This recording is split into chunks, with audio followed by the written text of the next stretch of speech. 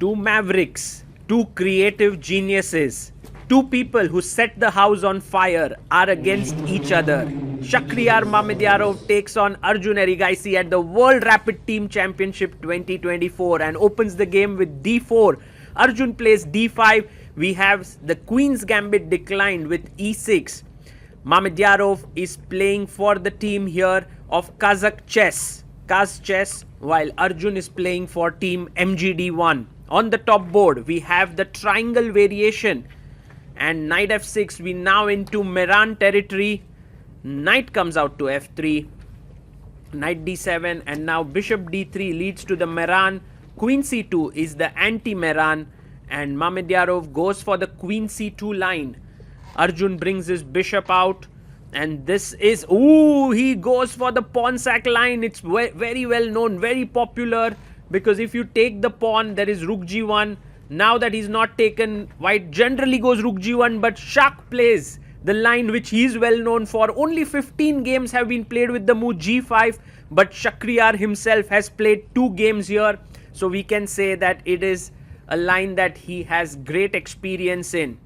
Arjun plays his queen to e7. He seems to be well prepared here. And Shakhriyar basically goes for this line which is not particularly great, guys. Look at this. The h2 pawn is isolated. It's a bit weak. While the black pawn structure is one island, very solid, very strong. So in a way, this opening may not be theoretically very sound, but practically Mamedyarov enjoys it, and that's how he plays chess. Okay, bishop comes out to d2, clearly preparing long castle here, and Arjun chops off the pawn on c4. His point is to now cling on to the pawn with b5. So Mamedyarov must take the pawn or else he'll be a pawn down. Both players taking their time in the opening now, just trying to get a bit acquainted with the position on the board because there are so many factors at play. Bishop takes on c4 and Arjun pushes the bishop back with b5. The bishop has to move away. You can go back to d3, you can go back to e2, you can even go back to f1 to put your bishop on g2. So all these moves are definitely possible, and this is why Mamedyarov is thinking a bit. He goes bishop e2. He wants to put his bishop on f3 maybe, and Arjun quickly goes bishop b7. Now, if c5 is engineered in this position, it's what Arjun wants, and that's why Mamedyarov said, you are not getting it, Arjun. Puts his bishop on f3, stops the pawn from coming to c5. Now, for Arjun, playing c5 is important, but there's also another break that he can try for, which is e5. Such positions are extremely sharp. He goes rook c8. Yeah, love this move. Rook comes out on c8. And now Mamedyarov long castles.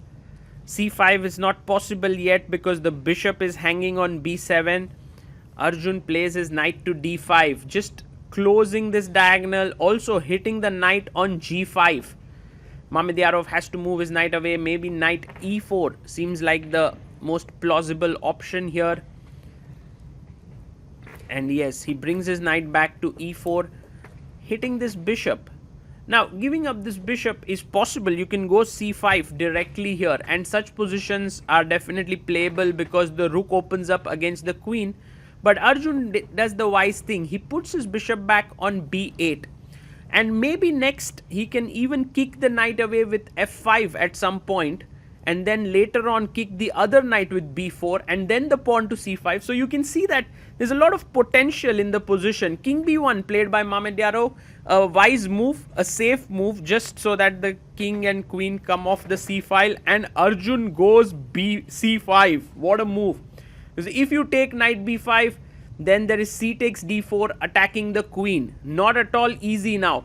The game is getting sharp. There's an interesting option here to take and putting the bishop here because the pawn is pinned. But Mamedyarov needs to spot these tactical options. No, he takes on c5. The problem now after knight c5 is that after knight takes, bishop takes, there is bishop b4, which is what Arjun may not be very happy about. And that's the reason why he's thinking he's not taking the pawn instantly, which would have been the most natural way to continue. The other option here is to play f5, so that if knight d6, you can take here and the c file opens up. Pushes his pawn to b4. Interesting move here by Arjun. Knight takes d5 and he's going to take back with the pawn. Wow. And now the knight is attacked. If you go knight d6 check, I take and play queen f6, hitting here and the queen. So these are the little calculations that Arjun has managed to do in the position, which is putting Mamedyarov under pressure. He takes on b4. Well, he could have saved his piece here with knight g3, but now Arjun takes the pawn. Bishop g4 attacking the knight. Bishop c6. Arjun says, I'm a piece up. I'm a piece up here. Shakhriyar, what are you doing? Well, for Shak, maybe there's some ideas. Queen c3 is what he plays. He's attacking the pawn on g7. And he brings his bishop out to e5, attacking the queen. It's completely insane how Arjun managed to force Mamedyarov to sack something, you know, and that too, which was not at all good. Now the queen is attacked. The queen needs to move. Where can it go? Maybe queen a3 is possible. Yes, he plays queen a3. He's attacking the pawn on a7. Maybe rook c7, trying to hold on to the pawn. Converting such positions is always a bit tricky because white has a few pawns. He goes rook b8. Takes on d7. Bishop takes d7. And you still can't go and win this pawn because rook takes b4 is just hanging. So you can see there Mamedyarov not happy with the position that he has. The bishop on e5 is an absolute monster. He goes b3. Well, I'm sure he was thinking about c6, but then after queen b4, cd and king e7 or king d8, black is just winning. So all of these sharp lines so well calculated by Arjun. He's so good. He's so good. And now maybe just bishop to c6 back, putting the bishop, blocking the pawn, saving this pawn. You can see how Arjun is calculating everything carefully and plays his bishop to c6. Mamedyarov moves in and Arjun, I think, is going to offer the queen for trade. Such positions are really quite easy for a player of Arjun's caliber. Queen b7 offering a queen trade, also threatening the bishop here.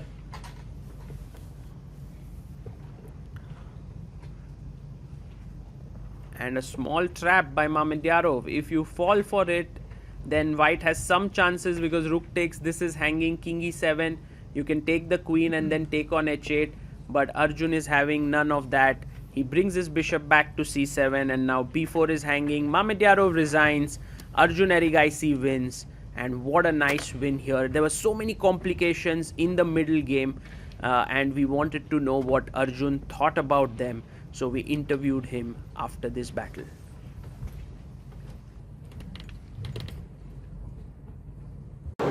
Arjun, congratulations on your win against Mamedyarov.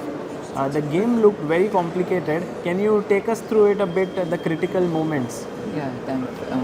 Yeah, whenever I play against Shak, it's always like the crazy positions. And this one, okay, he played this move g5 in the opening, which I didn't know.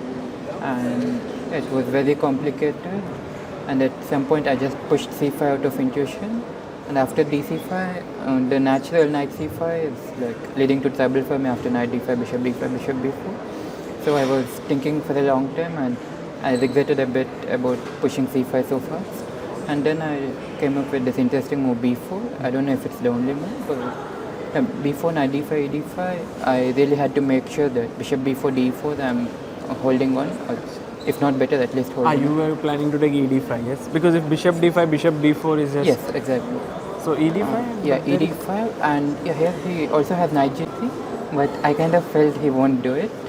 But even if he does, I thought like rook C5 and A5. Maybe I'm slightly worse. I couldn't evaluate that, but I had a strong feeling he won't go for knight G3 and would take on B4 and bishop B4 D4. Yeah, when I played. Can you do knight D6 check or? So knight D6, the thing is bishop D6, C D6, very important. I have queen F6, hitting F3, and C2, queen is under attack. So he's losing a piece. So yeah, that's the reason knight D6 doesn't work. And yeah, he did go for bishop B4, D4, bishop G4, bishop C6. So while playing B4, I spent all the time on this position, and I felt I'm at least okay and might be better as well. And but still, I thought he should continue with rook D4. And here I have a lot of options. Probably I would have played rook C7, but here he kind of blundered with queen C3, and I played bishop E5. I think what he missed was after bishop E5. I believe he was counting on rook D7, bishop D7, bishop D7, king D7, C6, but I can just go back king E8 because if he takes the queen, his queen is hanging.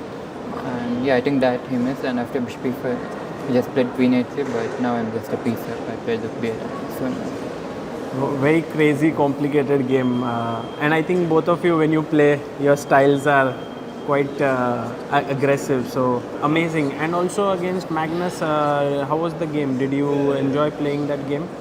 yeah, I actually just got outplayed, and yeah, like I didn't get any advantage out of the opening. It was equal, and he played better than me, and he won.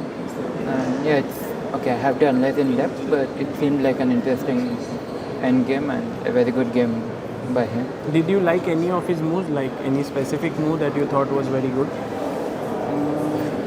Yeah, one of them was like this bishop takes e4, the structure. I couldn't judge it so like intuitive. Like my intuition was white shouldn't be much worse, but yeah, that structure is actually very good, which he sensed.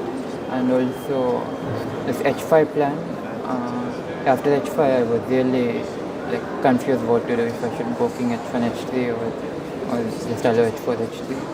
And yeah, these two moves actually. And how does it feel to play for MGD1 team here? I think you guys have a very fighting team. Also on your last board, I think Mihir is quite strong. Yeah, it's a strong team, like, and it's always nice to play for MGD1. I played for them last year as well, and I know like Srikar Manu in person, so it's good to be playing for them. And yeah, Mihir, when Srinath told me about him, I didn't know him. But then he mentioned a few things, and I looked up the internet, and in one of the national rapid or blitz, he was like in second position at some point, and he actually had a very close game against Aravind as well. He's like 2700. So yeah, he's definitely underrated, and I think he's one of the favorites on that board. Do you take this tournament, is there a lot of pressure playing it? Is it relaxed? How is it? No, it's a fun tournament. There's no pressure. Like I didn't even bring my laptop to this tournament. Really? So, Wow. So what would you do now after going back? I have an iPad. Maybe I watch some movies. Okay. I thought you said I have iPad, I'll prepare. Wonderful, Arjun. Good luck to you, and all the best for the next rounds. Thank you.